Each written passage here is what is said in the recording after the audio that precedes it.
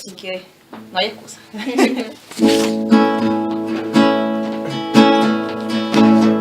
Con humildad y sencillez, a ti, Señor, me acercaré. Es por tu amor que soy feliz para decir con todo mi corazón: te amo a ti. No hay más que decir. Mi vida es la prueba de mi amor. Te amo. Te amo a ti. No hay más que decir. Mi vida es la prueba de mi amor por ti. Con humildad. Con humildad y sencillez, a ti, Señor, me acercaré. Es por tu amor que soy feliz para decir con todo mi corazón, con todo el corazón, digámosles: a ti. No hay más que decir. Mi vida es la prueba de mi amor. De nuevo. Te amo a ti, Señor. No hay más que decir. Mi vida es la prueba de mi amor por ti. La mayor prueba que ustedes le han dado al Señor, el hecho de estar aquí hoy día, esa es una prueba de que ustedes le aman. Amén. Amén. Ya, vamos a partir entonces. ¿Trajeron sus espadas? Ya. Lo hermoso del Señor es que Dios con poco hace mucho. Dios no se glorifica en lo posible, sino que el Señor se glorifica en lo imposible. Lo que es imposible para el hombre es posible para Dios. Y si ustedes están acá y van a escuchar esta palabra, es porque Dios con poco va a hacer mucho. Entonces, aquí no estamos tantos, pero lo que Dios va a hacer con ustedes va a ser mucho en sus familias, en el lugar donde ustedes están estudiando, donde tú vas a empezar a trabajar. Así que Dios va a hacer cosas maravillosas. Así que yo les quiero invitar entonces que puedan ir al Evangelio de Mateo. ¿Esa sí la tienes tú, Denise? Nuevo Testamento. O sea, perdón, Daniela. Daniela. Mateo, capítulo 11. ¿Cómo se dice 2 puntos en inglés? 2 point. 29. ¿Qué dije? 11, 29. versículo 29. Oh, Señor, ayúdame porque tengo tantas cosas acá que las tengo que ordenar. Bien. ¿Lo puedes leer, Nico? Nicos. Llevad mi yugo sobre vosotros y aprended de mí, que soy manso y humilde de corazón, y hallaréis descanso para vuestras almas. Amén. Entonces dice: llevad mi yugo sobre vosotros y aprended de mí, que soy manso y humilde de corazón, y hallaréis descanso para vuestras almas. Bien, este versículo que acabamos de leer, hay 2 cosas que a mí me han llamado la atención. Voy a poner pausa así para no estar... Ya, después de la pausa, entonces vamos a seguir. Dice, llevad mi yugo sobre vosotros y aprended de mí, que soy manso y humilde de corazón, y hallaréis descanso para vuestras almas. Bien, yo le estaba comentando que de este versículo que acabamos de leer, hay dos cosas que han llamado mi atención, dos cosas que son importantes, que las vamos a comentar para que podamos entender todo esto hermoso lo que tiene el Señor. Primeramente, lo primero, dice, aprendan de mí. ¿Quién lo dice? Jesús. Jesús. Cristo dice, aprendan de mí. Jesús dice que aprendamos de Él, de su enseñanza, de todo lo que Él transmitió, pero no tan solamente de lo que Él enseña. Una de las cosas hermosas que tiene el Señor es que aparte de lo que Él enseña, lo respaldan sus hechos. O sea, ¿han escuchado este dicho cuando uno dice, predica pero no practica? Sí. Ya, lo hermoso de Cristo es que lo que Él predica, lo hace. Entonces sus hechos lo respaldan. Entonces Cristo dice, aprendan de mí. Entonces, si nosotros miramos a Cristo, vamos a ver lo que Él enseñó y cómo Él se desenvolvió en esta vida. Y eso es lo hermoso, eso es lo que nosotros tenemos que aprender. Entonces, segundo, dice, y hallaréis descanso para vuestras almas. O sea, si nosotros aprendemos de Él y andamos como Él anduvo, resultado de aquello, vamos a encontrar, ¿qué cosa? Descanso para nuestras almas. Entonces, si ustedes supieran, estimados, que hay tantas personas que un día están bien y otro día están mal. Por ejemplo, hay un estudiante que ustedes creo que lo conocieron. Yo le hice clase. Voy a poner pausa para... Ahora sí. Continuando entonces. Hay un estudiante, ustedes conocieron, o tal vez, no sé si lo vieron, pero lo escucharon de él.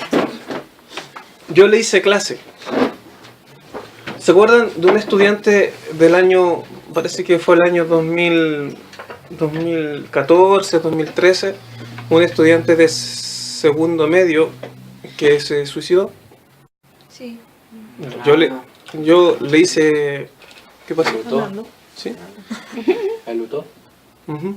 Yo a él le hice clase. Yo un día a la semana, yo estaba en ese curso y yo veía a ese estudiante y lo veía como un chico normal. Jugaba, salía, normal, conversaba, pero uno no conoce, ¿cómo se dice?, el corazón. Uno no sabe lo que está pasando por la vida de ese estudiante, de ese joven.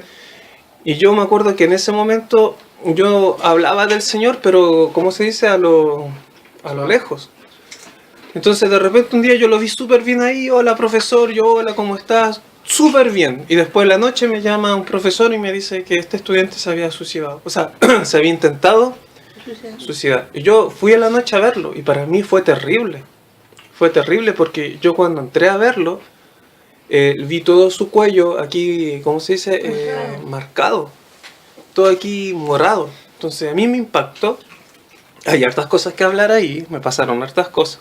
Pero más adelante se las voy a ir contando. Pero simplemente quiero que vean esto, que ese joven, imagínense, con segundo medio, ¿cuántos años unos tiene? 14, 15 años. Y jugaba a la pelota, todo bien, era súper buena onda, y de repente en la noche se intenta suicidar. Y después yo conversé con los papás, chiquillos, bueno, hay hartas cosas que hablar de ahí, pero lo que quiero rescatar es que uno no conoce el corazón, entonces se suicidan los jóvenes.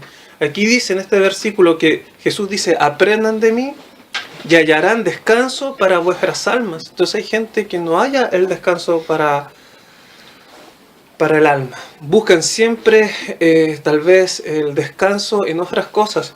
Miren, hay otro estudiante que ustedes tal vez lo conocieron antes que yo. No voy a dar el nombre, se llama... no les voy a dar el nombre porque me puede escuchar por ahí. Pero él me contó que él sufrió de depresión. Y es súper buena onda. Y estuvo con psicólogo, estuvo haciendo... de hecho, hoy día conversé con él y me contó todo eso. Y yo lo veo, pero él es súper activo, así, echa la talla y de repente cambia y anda depresivo. No les puedo decir porque lo puedo escuchar aquí, no quiero que se enoje conmigo. Pero bueno, lo que quiero comentarles es que Jesús dice, aprendan de mí. Entonces, si nosotros aprendemos de Jesús, Cristo habla en su palabra de que hay una armadura de luz, la armadura de Dios.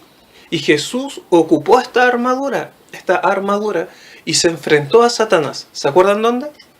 Sí, en el desierto. En el desierto, cuando Jesús fue a hacer ayuno, en el desierto se le apareció el tentador y Jesús lo combatió con la armadura de Dios, pero una de las armaduras que más se destaca ahí es la espada, porque confrontó a Satanás con la misma palabra.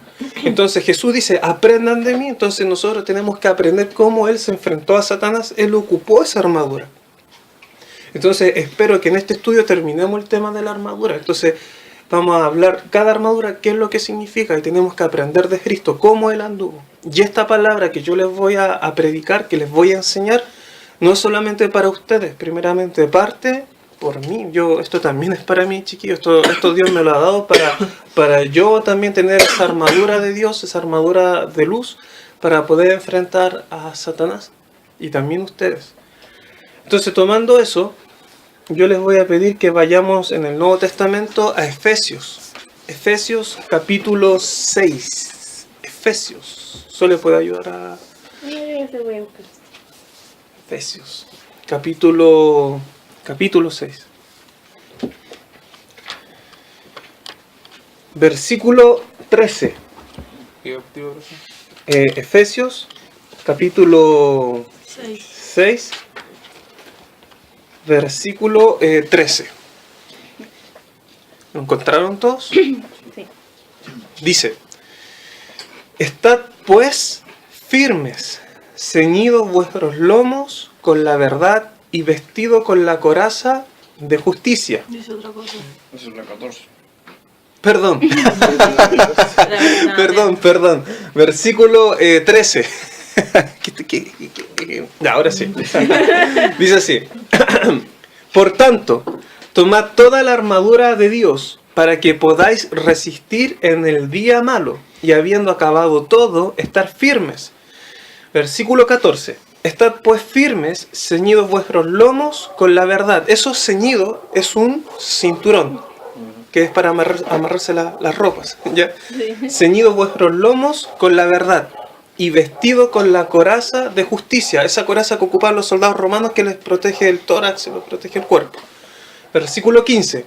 Y calzados los pies con el apresto del Evangelio de la paz. Esos son los calzados, son como los zapatos. Versículo 16. Sobre todo, tomad el escudo de la fe con que podáis apagar todos los dardos del fuego del maligno. Versículo 17 y último. Y tomad el yelmo de la salvación. ¿Saben lo que es el yelmo? Casco. Es el casco que usaban los soldados romanos. Cuando uno juega Age of Empires, siempre hablan el yelmo, como el casco. Y la espada del Espíritu, que es la palabra de Dios. Bien, entonces todo lo que acabamos de leer nombran varias armaduras, que es el cinturón, El nombre a todas. ¿sí? La coraza. Está el cinturón, la coraza, el calzado, Casco. el yelmo que es el casco, La el espada. escudo y la espada. Son 6. Entonces vamos a tener que nombrar cada uno de los 6. ¿Qué es lo que hace cada armadura? Entonces vamos a partir primeramente con el versículo 14, que dice, ceñidos los lomos con la verdad, que sería el cinturón. Entonces, esto yo lo hablé la semana pasada. Así que, Nico, cuénteme usted, ¿qué es lo que se acuerda? Lo que tú quieras, si no te acuerdas no importa, pero dime, trata de decir qué es lo que tú entiendes o qué es lo que tú recuerdas cuando hablamos sobre el cinturón, ¿qué simbolizaba? Dice, ceñidos los lomos con la verdad. Que no me acuerdo. La verdad. Ya más, sí. Eso es lo que más. Ya, la verdad, ya vamos por ahí. Jesús.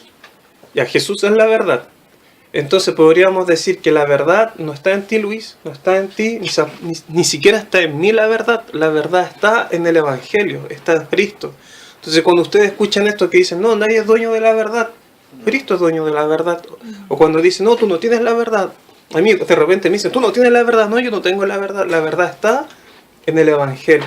Entonces eso es lo primero que nosotros tenemos que reconocer. Esa armadura, que la verdad no está en mí, no está en ustedes, sino que la verdad está en el Evangelio que es Jesucristo.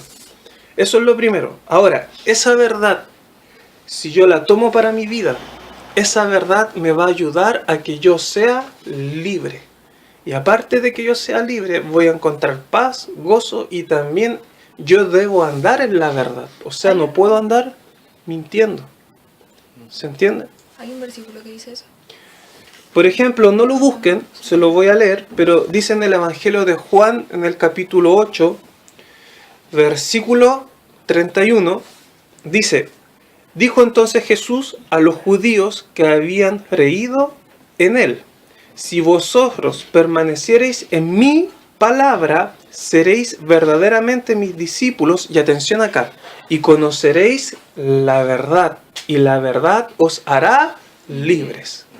Entonces, conocer la verdad me va a hacer libres. ¿Por qué? Porque Jesús me va a confrontar con su verdad, y esa verdad al confrontarme me va a mostrar mi maldad, mi pecado, y Él me va a ayudar por medio de la gracia a que yo sea libre. Por ejemplo, así a grandes rasgos, hay personas que son esclavas de los vicios. No sé si vieron en las noticias que un joven murió por jugar muchos videojuegos. Hace poco, en China. Una persona que murió por estudiar mucho. Por estudiar mucho. Hay personas que... Hay un cantante, incluso salió en la noticia, que trabajó tanto que no durmió no sé cuántos días y se murió.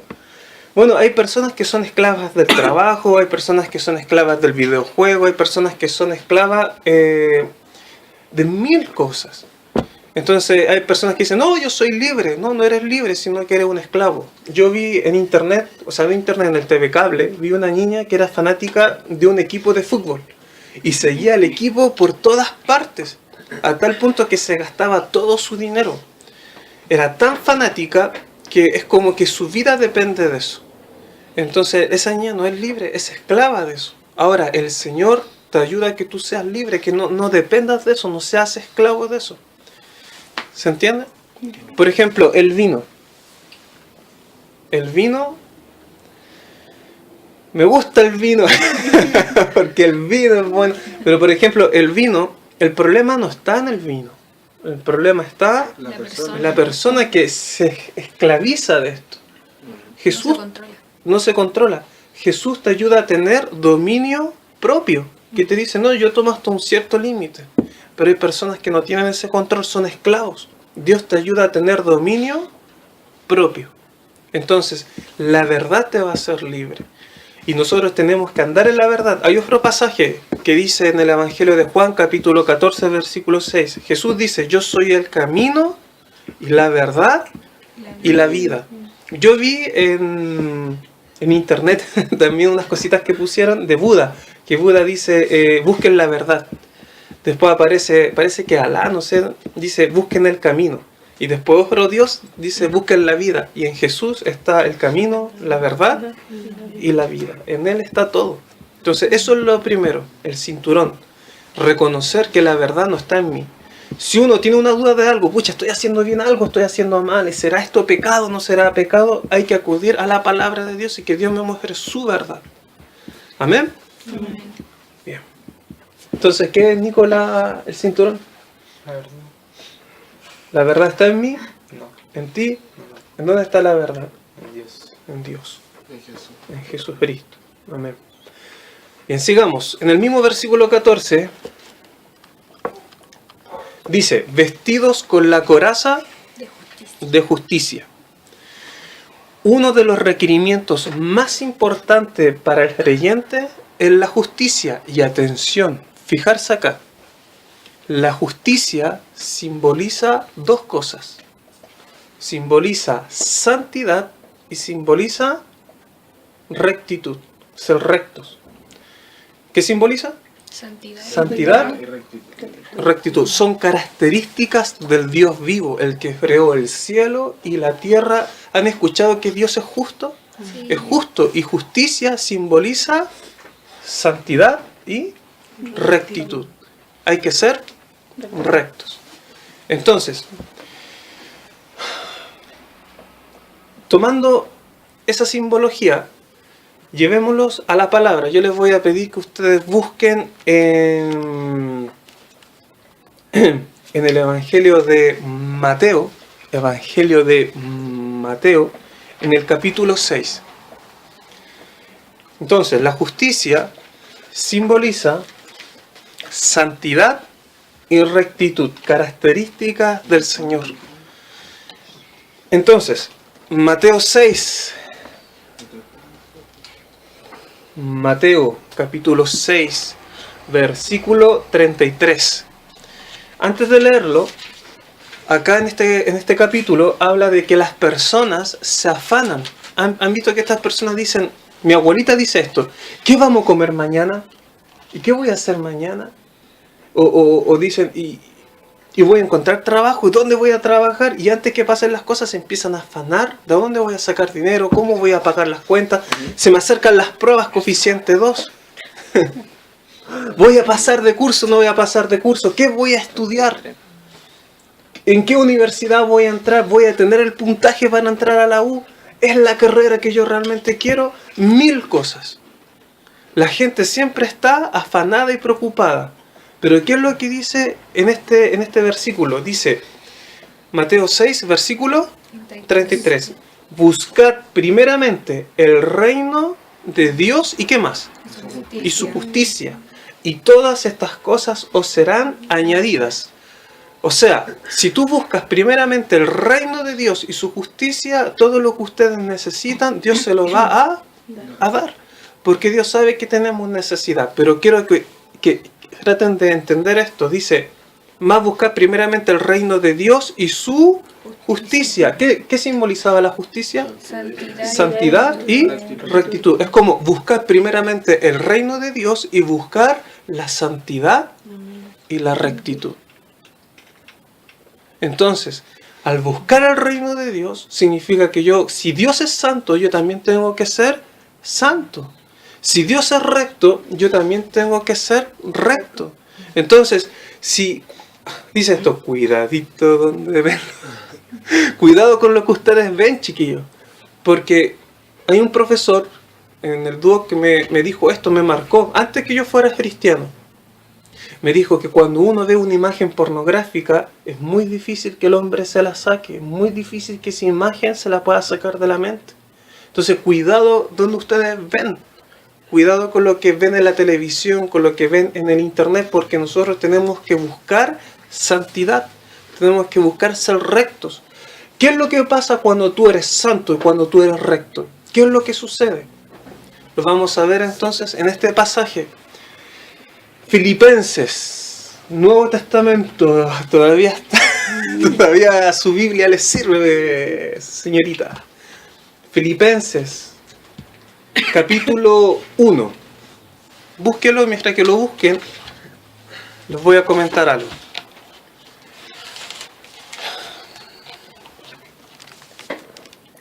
¿Cómo nosotros podemos darle gloria y podemos alabar al Señor? ¿Cómo? ¿Cómo lo podemos hacer que la gente que nos rodea glorifique a Dios y lo alabe?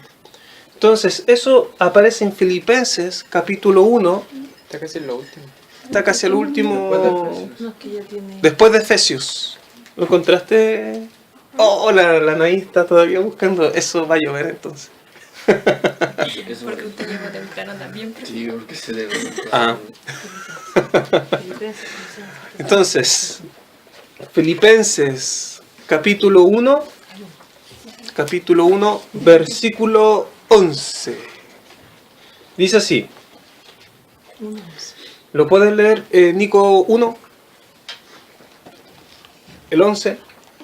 Llenos de frutos de justicia que son por medio de Jesucristo para gloria y alabanza de Dios. Amén. Mira, fíjate, llenos de frutos de justicia. Es como llenos de frutos de santidad y de rectitud, que son por medio de Jesucristo para gloria y alabanzas de Dios. O sea, cuando tú eres santo, eres recto, eres justo, la gloria y la alabanza va a ser para Dios, porque la gente que les rodea va a decir, ¿sabes qué? Yo te he visto en el trabajo y tu manera de comportarte significa que tú eres recto para tus cosas. Tú eres derechito para tus cosas. Era hecho y derecho, eso me gusta. Y yo veo que ese Dios que tú eres realmente es un Dios que ha cambiado tu vida, porque yo veo que tú eres recto y más encima que no andas diciendo garabatos. Entonces, ¿qué es lo que dice la gente? Empieza a glorificar a Dios, empieza a alabarlo, porque la persona es santa y es recta. Si ustedes vieran, voy a tener cuidado con lo que voy a decir porque esto sale en todo en internet, pero hoy en día las mujeres dicen unos garabatos terribles y los hombres también. A veces cuando yo estoy en clase echan garabatos y yo estoy ahí presente y ni me respetan, hombres y mujeres. Entonces, si un profesor viera un estudiante que no anda diciendo garabatos, que sabe respetar y más encima que va a decir, oye, tú eres distinto, tú eres raro, y va a empezar va a llegar un momento que va a empezar a dar alabanza a Dios, porque una persona que tiene a Cristo se nota. Disculpen que hable de mí. Cuando yo estaba estudiando en el DUOC, estaba haciendo una prueba y un profesor se me acercó y me dijo, disculpa Freddy, ¿tú eres cristiano? Y yo le dije, ¿por qué, profesor? Y me dijo, es que se nota que usted es cristiano. Le dije, ¿pero cómo usted sabe? Y me dijo, es que se nota. Y yo quedé así extrañado. Y yo en mi clase echaba la talla, me empujaba con mis compañeros, de repente jugaba, pero no andaba diciendo garabatos. No andaba, siempre era recto para mis cosas. También me pasó con un compañero, con muchas personas me escribían, me decían, oye, tú eres distinto. Así mismo les va a pasar a ustedes. La gente va a empezar a glorificar al Señor, porque ustedes son santos y son rectos. Entonces la coraza simboliza justicia, santidad y rectitud. Así deben andar ustedes. Si ustedes no son santos, no son rectos para sus cosas, entonces Satanás ahí puede obrar y puede dejar la escoba con la mentira. Si ustedes no son rectos, también. Entonces, eso es una cosa. Y la coraza también simboliza otra cosa. Son dos. Dice así. Les voy a pedir que vayan a 2 de Corintios. Está también el Nuevo Testamento. Viene Hechos. Después viene Romanos. Después viene Corintios. 2 de Corintios. ¿Qué capítulo? Capítulo 5. Ya, antes de leerlo, voy a tratar de explicarlo. La coraza, habíamos dicho que cubre toda la parte principal de nuestro cuerpo, ¿cierto? Una bala que te llegue en las piernas, hay mucha probabilidad de que tú vivas. Pero una bala que te llegue en el tórax, hay gran probabilidad de que mueras. En la parte, como todos nuestros órganos están acá, es como todo lo vital de nuestro cuerpo. Entonces, la coraza protege nuestro cuerpo, protege todas las partes esenciales que nos da vida. Entonces, voy a tratar de explicarlo de esta manera. A mí me cuesta explicar un poco esto porque voy a tratar de explicarlo. Miren, la paga del pecado, ¿sabes qué es lo que uno tiene que pagar cuando tú pecas? Es con la muerte. Dios es santo, santo, santo, y en Él no habita el pecado. Cuando nosotros pecamos, la paga del pecado es la muerte. O sea, si tú pecaste, Luis, si tú pecaste, Gabelo, y cualquiera de nosotros que pecamos todos los días, entonces tenemos que pagar con la vida, con la muerte. Entonces Adán y Eva no tenían pecado hasta cuando comieron, ¿cómo se dice? Del fruto prohibido, desobedecieron, ¿cierto?, al Señor, supieron el bien y el mal. Entonces ellos tenían que pagar con su vida. Pero ¿qué es lo que hizo Dios? Mató un animal y ese animal pagó el pecado por Adán y Eva. O sea, ese animal tomó, ¿cómo se dice?, el lugar de ellos. Dios sacó la piel de esos animales y se los puso a Adán y Eva. Los cubrió. Esa piel es como que los protegió del frío, de muchas cosas. Entonces, desde ese momento, los judíos cada cierto tiempo tenían que matar un animal, tenían que matar un cordero para pagar el pecado que ellos cometían. Cuando ellos pecaban, mataban un cordero y lo mostraban a Dios que ese animal era el que había muerto por ellos. ¿Se entiende? Entonces, Dios de tal manera amó al mundo que dio a su único hijo. ¿Para qué? Para que ese hijo viniera a este mundo y fuera santo. Dice que en Jesús no hay mancha. Él nunca pecó. Entonces, Él como nunca pecó, Él tomó el lugar tuyo y mío. Él fue a morir en la cruz para pagar los pecados de todos nosotros. O sea, ¿qué quiere decir? Que Jesús cuando estaba crucificado, Él era justo. Él no tenía que estar ahí. Pero Él, ¿qué es lo que hizo? Dijo, ya yo voy a pagar el pecado de los dos Nicos, del Gabelo, del Luis, del Monroy, de Dani, ¿cómo se llama? De todo. Entonces Jesús de repente dice, Padre, ¿por qué me has abandonado? Jesús siempre tuvo comunión con Dios, pero cuando Él dijo, Padre, ¿por qué me has abandonado? Porque en ese momento, los pecados de ustedes, los míos, de los que estaban ahí, cargó en Jesús y se cortó la comunión. Y por primera vez Jesús se sintió solo y murió. Y cuando murió, pagó el precio. Su vida la pagó. Entonces, con lo que les acabo de contar, la coraza de justicia, habíamos dicho que Jesús es justo. La coraza de justicia simboliza a Jesucristo, que Él pagó el pecado por ti. Entonces cuando Satanás viene a atacarte con todo para matarte. Y cuando te viene a atacar, Satanás te dice, tú mereces la muerte, tú mereces el infierno, tú mereces todo. Y uno tiene que decirle, sí, es verdad, Satanás, yo merezco la muerte, merezco el infierno, merezco todo. Pero también conozco a alguien que murió por mí en la cruz. Y donde Él esté, yo también voy a estar. Jesús, ¿dónde está? En el cielo y está con el Padre. Entonces, Él pagó el pecado por mí. Cuando uno está a punto de morir, viene Satanás a rondar. Y lo único que quiere es tomar tu alma y llevarla al Seol. Yo se los digo, mi abuelita aún no recibe a Cristo en su corazón y en la casa penan todos los días. Conozco personas que están así en la cama y empiezan a ver cosas antes de morir y ¿cómo se dice? Se afirma la sábana y dicen, no me quiero morir. Terrible. Y conozco personas que han recibido a Cristo y que lo único que dice, Señor, entrego mi vida, yo pongo mi vida en tus manos. Y se mueren. Y se van en paz. Voy a casa. Entonces, cuando esa persona está a punto de morir y muere, viene Satanás a, ¿cómo se dice? A atacar. Y aparece Jesús ahí y dice, el nombre de Él lo tengo escrito en el libro de la vida. Él me pertenece. Yo pagué el precio por Él. Y Jesús te lleva con Él. ¿Se entiende? Uh-huh. Eso es la coraza. Es cuando Satanás viene a atacarte, Jesús dice, Él es mi hijo. Entonces,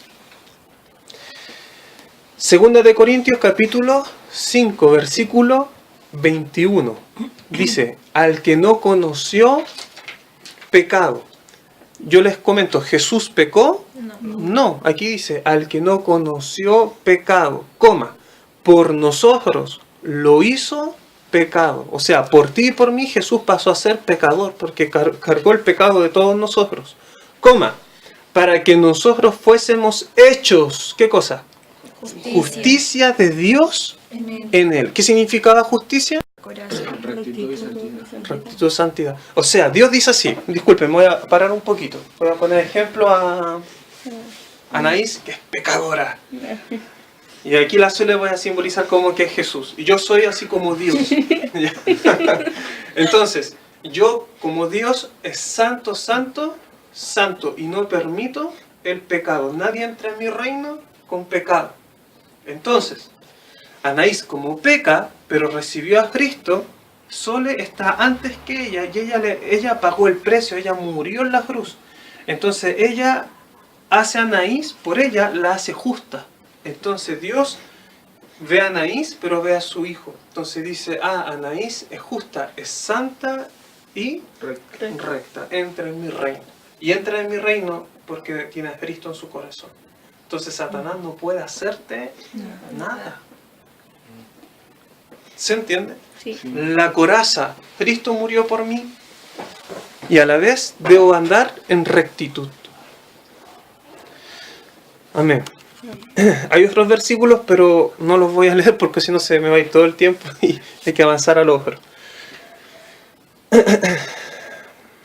Es bueno que ustedes después traigan un cuadernito si quieren y anoten los versículos porque uno va, ¿cómo se dice? Aprendiendo. Mi pastor cuando va predicando hay cosas que me llaman la atención y yo la anoto en un cuadernito. Porque después a mí se me olvida, después llego a mi casa, se me olvidan las cosas, pero veo el cuaderno, dijo esto y Dios me va mostrando más cosas. Bien, ahora vamos al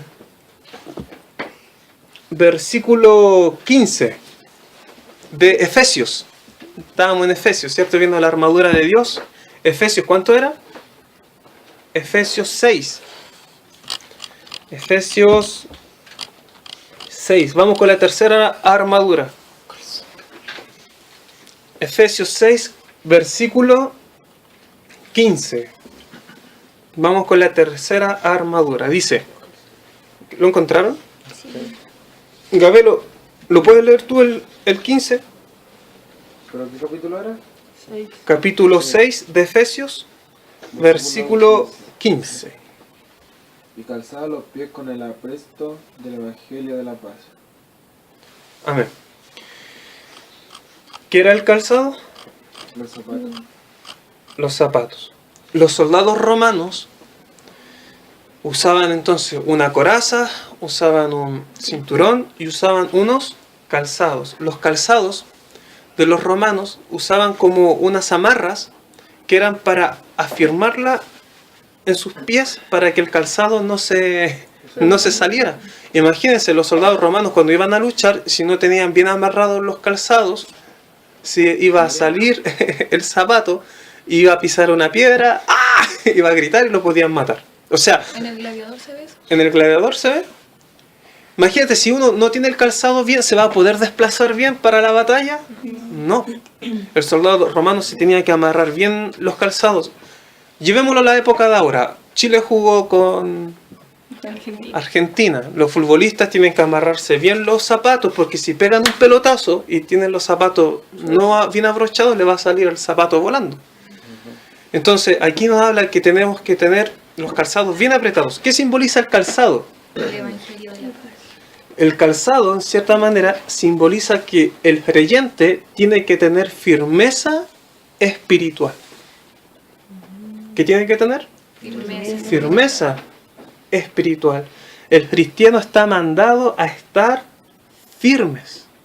¿Qué quiere decir esto? Miren, el Poblete me mandó unos mensajes diciéndome, profe, iba en el metro y se me acercó una mujer hablándome de Dios. Y dije, amén, dije yo, qué bueno.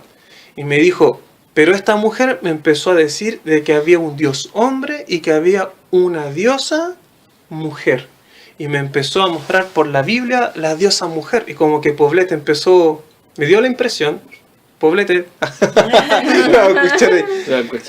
yo hablaba con Poblete porque si el Poblete, yo empecé a notar en él que él No estaba estable. no estaba estable porque él empezó a, ¿cómo se dice? A decir, mira, es que sabe que eso no es tan así. Como a debatirle en amor. El Poblete incluso la quiere invitar para que vaya a hablar con los pastores, pero no para discutir, sino que para que lleguemos a la verdad de la fe. Muéstrame por las escrituras lo que tú dices cierto. Y la mujer, no sé si habrá querido, a mí también se me acercó alguien y me empezó a hablar de eso, y yo le invité y me dejó plantado. Pero si una persona que no está firme en la fe, lo van a dar vuelta. Va a llegar alguien que te va a empezar a hablar de otras cosas, de otros dioses, y si te hablan de otros dioses, al final no es como que te va a mover tu fe, es como que no sé si me entienden lo que les quiero decir. Es como lo de la casa en arena, ¿o no? Sí, es como algo parecido. Porque ¿Por qué es necesario estar firme en tu fe? Porque cuando tú eres santo, cuando tú eres recto, cuando tú tienes a Cristo en tu corazón, la justicia, significa que si tú tienes estas dos cosas y estás firme en tu fe, entonces tú tienes que decirle a tu familia, decirle a tus compañeros de colegio, decirle a la gente que te rodea de que hay un Salvador que se llama Jesucristo y que Él vino a dar vida y una vida en abundancia y que Él viene a perdonar y que Él viene a limpiar y viene a dar salvación. O sea, ¿qué significa eso? Que tú tienes que hablar de Dios, tienes que evangelizar. ¿Cómo yo compruebo eso en las Escrituras? Dice, ¿lo puedes repetir de nuevo el versículo 15? Por favor. Y calzados los pies con el apresto del Evangelio de la paz.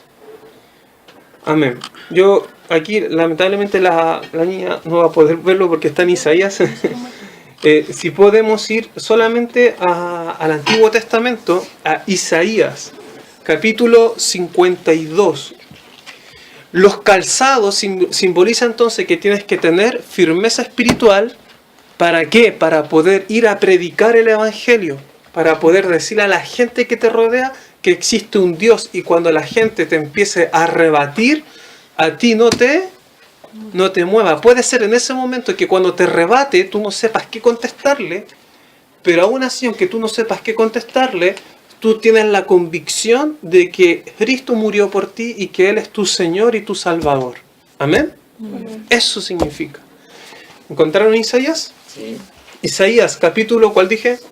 52, versículo 7. Dice cuán hermosos son sobre los montes. Sí. Ya. Dice así, cuán hermosos son sobre los montes. ¿Saben lo que son los montes? Las montañas. Oye, Naya, disculpa que lo interrumpa, pero ¿me podéis convidar un vasito? Ah, sí. Ya. Mientras que la Anaís sirve, dice así, cuán hermosos son sobre los montes los pies del que trae las ¿qué dice? Que trae alegre. Los pies del que trae alegres nuevas, del que anuncia la paz, del que trae nuevas de bien, del que publica salvación, del que dice Sión, tu Dios reina. O sea, ¿han visto las personas que andan en la plaza de armas con un micrófono y empiezan a decir, ¡ay, que el Señor te bendiga, el Señor te ama! Esas personas tienen los calzados, ¿cómo significa? Bien puesto. Ellos están evangelizando, ellos están diciendo, tu Dios reina, tu Dios te ama, el Evangelio de la paz. Dios quiere darte paz en medio de la crisis, en medio de que tus papás están que se separan, en medio de que tus papás no se hablan, en medio de mil cosas. Dios te da paz y te da salvación para vida eterna. O sea que el día que mueras, no te vas a ir al Seol, al infierno, sino que vas a ir con Dios. Hermoso.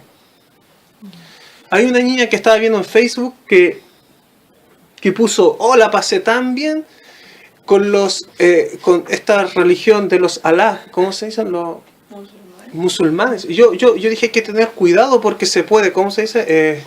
Confundir. Y está poniendo cada religión en su Facebook, entonces yo quedé impactado. Hay que estar firmes. Y para tener esa firmeza hay que buscar a Dios con todo el corazón. Buscar la verdad, santidad, rectitud, calzado. O sea, cuando tú, con esto voy concluyendo esto del calzado, si tú evangelizas, pero si tú no eres santo, no eres recto, la gente va a decir, predicas, pero no practicas.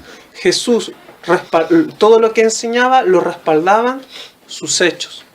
Entonces nosotros podemos predicar y podemos equivocarnos, podemos pecar. La diferencia está que nos arrepentimos y seguimos buscando la santidad y la rectitud. Yo peco todos los días. A diferencia de una persona que tal vez no crea en Dios, es que yo digo, Señor, pequé, perdóname, ayúdame a cada día crecer como la luz de la aurora, que cada día va en aumento hasta que el día es perfecto. Ayúdame a alcanzar la perfección. Y se puede. Un hombre lo pudo, apóstol Pablo. Alcanzó a llegar a ser perfecto. ¿Se entendió? Esto no lo busqué, Se lo voy a leer. Romanos 10, versículo 15. ¿Y cómo predicarán si no fueren enviados? Como está escrito, cuán hermosos son los pies de los que anuncian la paz, de los que anuncian buenas nuevas. El Nuevo Testamento está citando el Antiguo Testamento. Bien, ahora versículo 16. Lo puedes leer de Efesios, Anaís. ¿Puedes leer el Efesios capítulo 6? Vayan todos a Efesios capítulo 6, versículo 16. ¿Lo leo? ¿Sí? Sobre todo tomad el escudo de la fe, con que podáis apagar todos los dardos de fuego del maligno. Amén. ¿Lo escucharon todos? Dice, sobre todo tomad el escudo de la fe para apagar los dardos del maligno. ¿Han visto ustedes en las películas así, Capitán América o las películas medievales cuando los soldados tiran unas flechas con fuego? Sí. Las tiran y van las flechas por los cielos con fuego y los soldados se ponen el escudo y caen Narnia. en Narnia. Bien, Entonces, esto...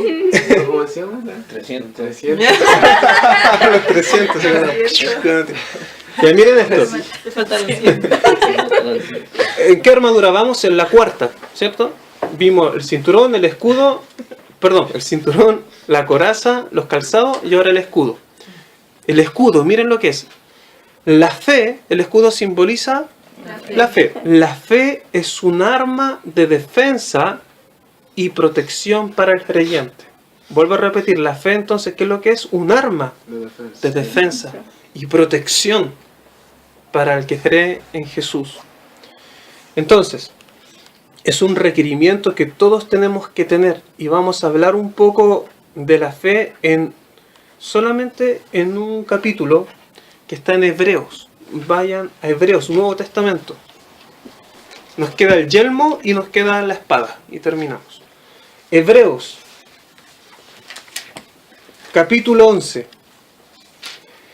Entonces, el escudo de la fe. La fe es un arma de defensa y protección para el creyente y es un requerimiento para todos los que son cristianos.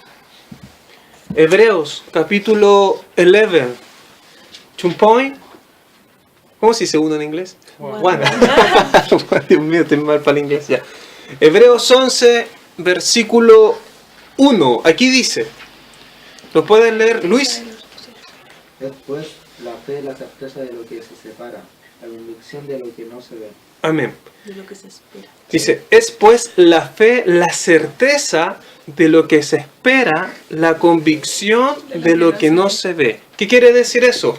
Que aunque yo no vea nada, yo sé que lo que Dios prometió se va a cumplir. Por ejemplo, Dios dice que Él me va a dar el Espíritu Santo, que me va a dar dones. Si yo aún no tengo los dones, por ejemplo, para hablar en lenguas, para interpretar, para ciencia, para sanidad, yo no lo tengo, pero sé que lo voy a recibir. Aunque no lo vea, sé que está porque Dios lo dijo. Ojo con esto, los que les gusta el fútbol. Hay personas, yo tengo un estudiante, al Hugo, el Hugo, no lo he escuchado decir esto, pero Hugo, si estás escuchando por esto, escucha. Hay personas que de repente dicen así, no, yo tengo fe de que Chile va a ganar. Esa fe no tiene sustancia. ¿Por qué? Porque Dios no lo dice. Uno tiene que tener fe a lo que Jesús o a lo que Dios dice. Si Dios dice que cuando yo me muera, me voy a ir al cielo, si creo en Él, yo tengo fe en eso. ¿Estoy muerto todavía? No, pero ¿ha llegado eso a mi vida?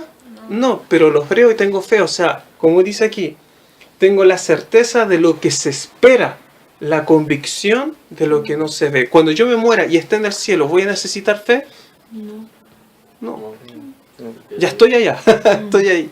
Pero todo lo que Dios dice, todo lo que Dios plantea, a eso yo debo agarrarme y tener fe. Y Satanás nos va a atacar con dardos y nosotros tenemos que defendernos con la fe. Por ejemplo, encontraron Hebreos, sí, leímos Hebreos 1. Váyanse a Hebreos 11, que estamos ahí, versículo 6. Dice, Pero, dice pero, ¿cierto? Sí. Fíjense en esto, dice, pero sin fe es imposible agradar a Dios. Con la fe nosotros podemos mover montañas. Y la fe es necesario. Dice, pero sin fe es imposible agradar a Dios, porque es necesario que el que se acerca a Dios crea que le hay y que es galardonador de los que le buscan. ¿Han escuchado esto? Que con un poco de fe uno puede mover montañas. Un granito de mostaza. Con un granito. ¿Ustedes conocen el grano de mostaza? Sí. Sí. El más pequeño. Con un poco de fe tú puedes mover montañas. Entonces Satanás te va a querer atacar. Te va a empezar a decir así. Un ejemplo. Tus papás no tienen plata para pagarte la U. Tus papás no tienen plata para esto. Y uno se empieza a desesperar. Y tú dices, no, yo tengo un Dios que es dueño del oro y de la plata. De mi ropa, es dueño de todo. Y dice en su palabra que si yo busco primeramente el reino de Dios, su santidad y la rectitud, todas las cosas van a venir por añadidura. Dios me va a añadir lo que yo necesito. Y si yo necesito estudiar y es su voluntad, Dios me va a proveer del lugar que yo menos espere, me va a proveer para pagar la universidad. Tengo gente, personas, hermanos en Cristo que me han dicho, Freddy, no he pagado la mensualidad, y están preocupados. De repente van así y dicen, ¿cuánto debo? No debe nada, está pagado. Hay personas que de repente dicen, quiero ir a la iglesia y no tengo plata, y pasan la VIP y tiene plata. O sea, Dios provee del lugar que uno menos espera.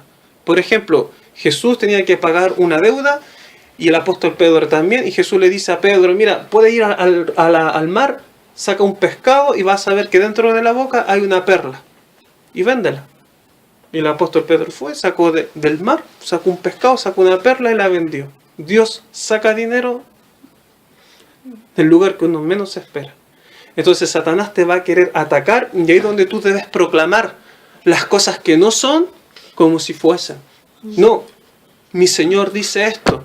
No, es que aún no aparece la persona indicada para mi vida. Y todos te van a decir, la gente que te rodea, métete con esta persona nomás.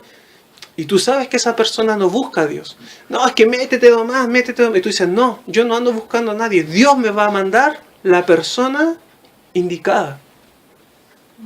¿Se entiende? Satanás te va a querer atacar y tú defiéndete con todo. Con esa, ¿cómo se dice? Yo tengo fe de que Dios va a cumplir lo que Él prometió. Sigamos entonces. Efesios, vamos con la quinta armadura. El yelmo de la salvación. Versículo, Efesios 6, versículo, me quedan dos armaduras, esta y la última. 17. Sí. ¿Lo puedes leer, Anaís, por favor, para ir terminando ya? Y tomad el yelmo de la salvación. Hasta ahí nomás. Y tomar el yelmo de la salvación. Dijimos que el yelmo es el casco. Ya, esto lo voy a leer yo, no lo busqué. Se lo voy a leer para ya ir concluyendo. Que es un poco tarde, así que...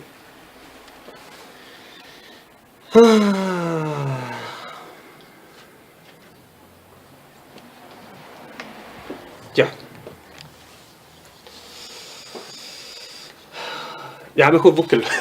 Ya con esto, este último versículo del yelmo, hay varios, no lo voy a leer todo porque por la hora. Y después pasamos a la espada, que es la última. Primera de Tesalonicenses. Está casi al último de la Biblia. Nuevo Testamento. Primera de Tesalonicenses. Si alguien quiere anotar, después lo lee en su casa. Isaías 59, versículo 17. Ya. Primera de Tesalonicenses, capítulo 5. Y si alguien después quiere leer estos otros versículos, yo lo voy a leer, pero si alguien después lo quiere buscar bien, Isaías 59, 17. Entonces, primera a los me cuesta pronunciarlo. Tesalonicenses, capítulo 5, versículo 8. Bien, antes que lo lean, lo voy a explicar. El yelmo, el casco, ¿cierto? Satanás te va a empezar a atacar en la mente diciéndote así. Tú no eres una hija o un hijo de Dios. Tú no sirves para esto. tú mereces el infierno, tú no eres salva, porque entre más te esfuerzas de buscar a Dios, más te equivocas. Una cosa es que uno se equivoque, pero se arrepienta y le pida al Señor que uno quiere volver a Él. Pero Satanás te empieza a decir que dejes el camino, ¿cómo se dice? Botado, que te dice, mira, todos los días te equivocáis, es verdad, te arrepientes y buscas a Dios, pero sigues pecando y te sigues volviendo a Dios. No, tú no sirves, chao, tu salvación no está, no, tú no vas a ir al cielo, porque eres un gusano, porque eres un bastardo, ¿entienden? Entonces Satanás te va a empezar a atacar en tu mente, así como un psicópata que te va a empezar a decir, mira, tú buscas a Dios, pero te equivocas, pecas, es verdad, te arrepientes, buscas a Dios, pero vuelves a caer. Si te caes, Dios dice, te levantas. Pero Satanás quiere verte siempre en el suelo. Dice que tú no vas a alcanzar la salvación. Entonces, primera a los Tesalonicenses 5:8 dice, pero nosotros que somos, ¿qué dice ahí?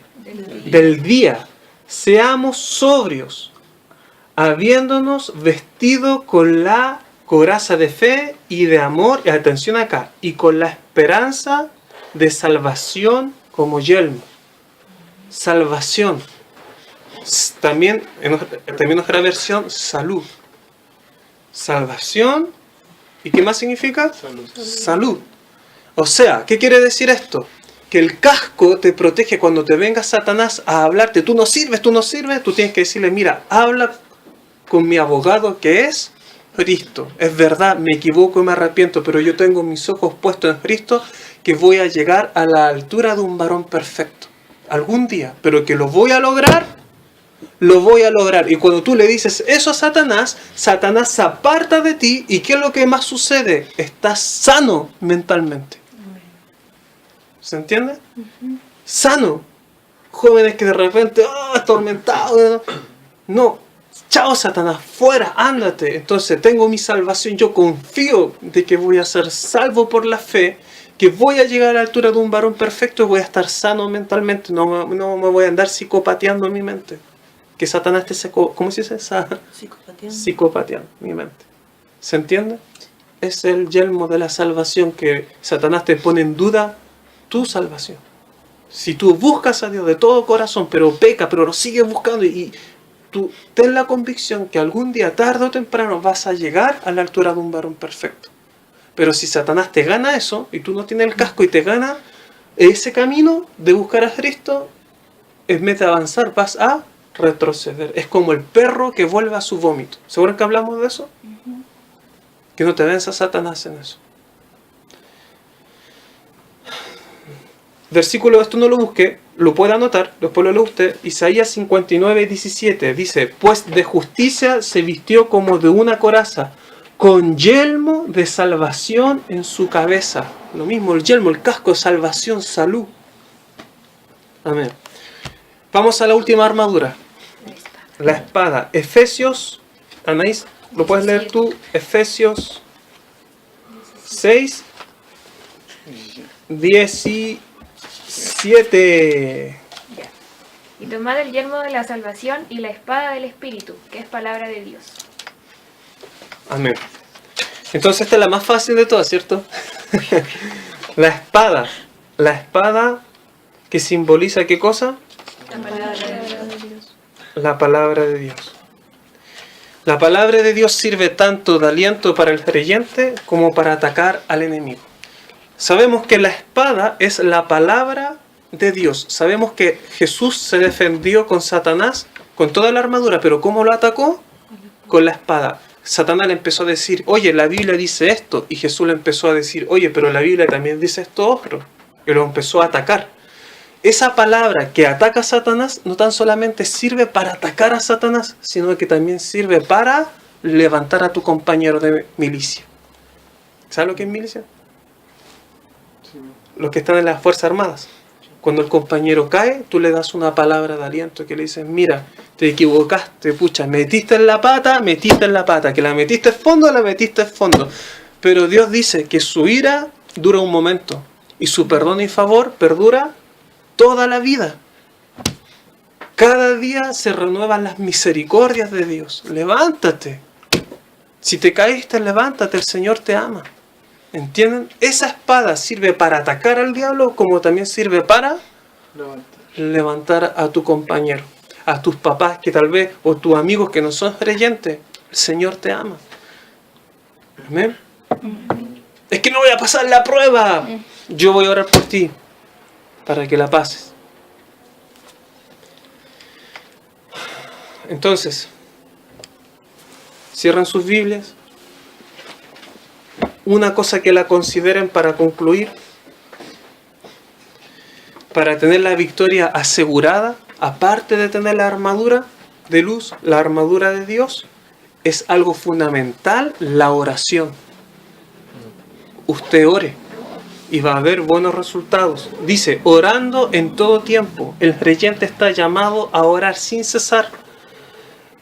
Cuando Pablo comienza a hablar acerca de la lucha espiritual, no ordena buscar la fortaleza en el Señor y en el poder de su fuerza. La oración constante es la única manera en la cual el creyente puede fortalecerse espiritualmente. La oración debe estar presente antes, durante y después de la batalla. Antes que empiece la batalla, usted, Señor, no sé lo que se viene a mi vida, pero lo que se venga, prepárame para enfrentarlo. Señor, voy a ir a la universidad, no sé lo que viene en la universidad, no sé qué compañeros voy a tener en la universidad, Señor, no sé qué, cuando empiece a trabajar, no sé con qué me voy a topar. Ayúdame, socórreme, porque en el trabajo, en la universidad, en donde esté, Satanás me va a querer atacar. Estás orando. Después, cuando estás en la batalla, Señor, socórreme, ayúdame, fortaléceme. Y el Señor escucha la oración del que dice, el que busca halla, el que golpea se le abre. Dios está atento al clamor de su pueblo. Entonces, mientras más estés orando, más fortaleza vas a tener. Y después, cuando ganes la batalla, dale la gloria y la honra al Señor. Amén. Entonces, para cerrar y concluir, Gabelo, ¿qué significaba el cinturón? La verdad. La verdad está en ti.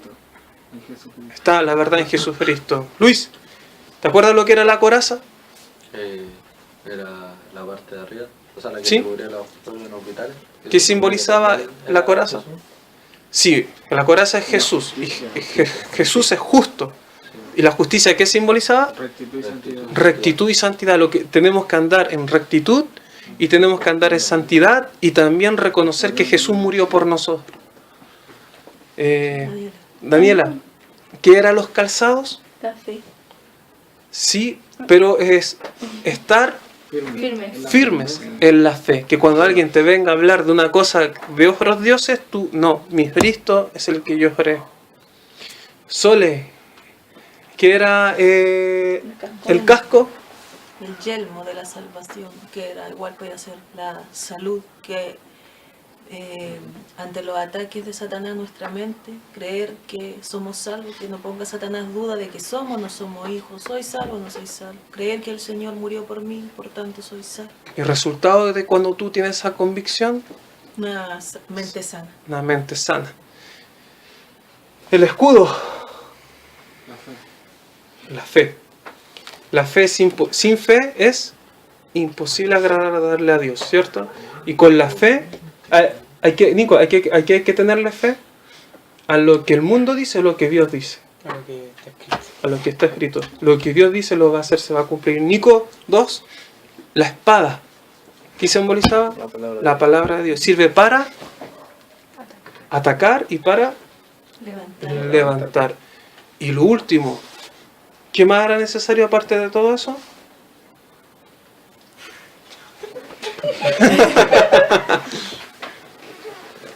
Cuando tú orar sin cesar, antes, durante y después.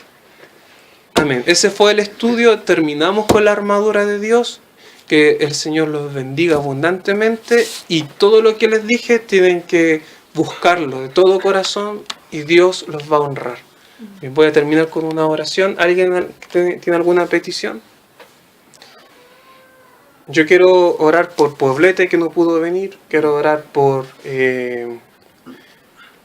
Arión, para que el Señor toque su corazón, para que pueda estar acá. Y vamos a orar por todos.